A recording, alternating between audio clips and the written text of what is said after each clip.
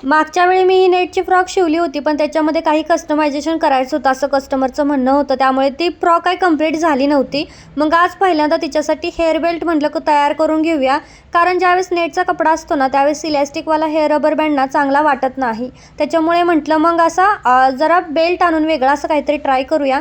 म्हणून मग तिच्यासाठी हा बेल्ट मी मार्केटमधून घेऊन आली. खरं तर याच्यामध्ये 2-4 दिवसाचा गॅप पडला, पण कस्टमरची काही घाई नव्हती, त्यांना आरामात ड्रेस पाहिजे होता, त्याच्यामुळे ते सुद्धा म्हटले चालतंय लेट झाला तरी.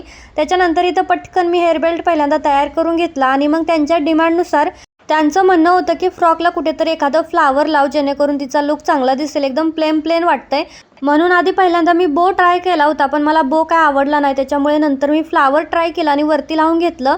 फ्रॉकचा आधीचा लुक चांगला होता की नंतरचा लुक चांगला आहे मला कमेंटमध्ये नक्की सांगा. आणि तुम्हीसुद्धा माझ्याकडून अशी छान अशी सुंदर फ्रॉक ऑर्डर करू शकता. त्याच्यासाठी पटपट मला व्हॉट्सअप मेसेज करा. चलो बाय.